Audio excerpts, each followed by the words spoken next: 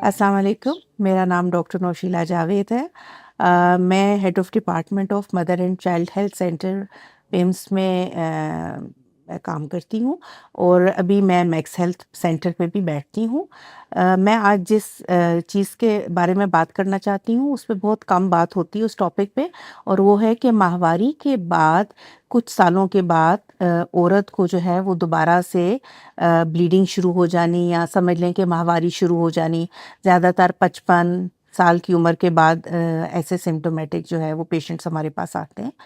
तो बेसिकली होता ये है कि दैट इज़ नॉट नॉर्मल कि आपको एक दफ़ा जब माहवारी बंद हो जाए तो 1-2 सालों के बाद दोबारा से शुरू हो जाए। मगर इसमें प्रॉब्लम ये होती है कि मेरे पास जब औरतें आती हैं तो उस उम्र की औरतें बेचारियाँ जो होती हैं, उनकी बच्चियों की शादियाँ हो चुकी होती हैं, वो उनके घर में नहीं होते और वो अपनी बहुओं के साथ रह रही होती हैं, तो वो शर्म से अपनी बहुओं को या बेटों को ये बात नहीं बता सकती और छुपाती रहती हैं। और फिर जब वो हमारे पास आती हैं तो वो काफ़ी लेट हो जाती हैं, और फिर जब हम देखते हैं तो बच्चादानी या उसके जो मुंह के कैंसर हैं,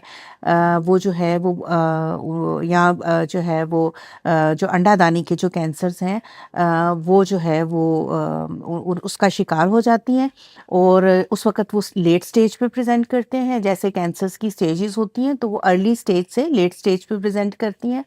तो उस वक़्त जो है वो हम उनके लिए बहुत कम कुछ कर सकते हैं। और मैं यही कहना चाहूँगी कि अगर औरतों को, जो लोग मेरी बात सुन रहे हैं, कि उनके घरों में या उनके हमसायों में या उनकी फैमिली में कुछ ऐसी औरतें हैं कि जिनको ये वाला प्रॉब्लम स्टार्ट हो गया कि पीरियड्स रुकने के 1-2 सालों के बाद दोबारा ब्लीडिंग, तो जैसे ही इस तरह के सिम्पटम्स हों तो उनको फ़ौरन चाहिए कि वो किसी करीबी डॉक्टर के पास चले जाएँ और अपना चेकअप कराएँ और अपना इलाज शुरू कराएँ, इससे पहले कि वो डिज़ीज़ इतनी बढ़ जाए कि फिर हम उनके लिए कुछ कर ही नहीं सकें।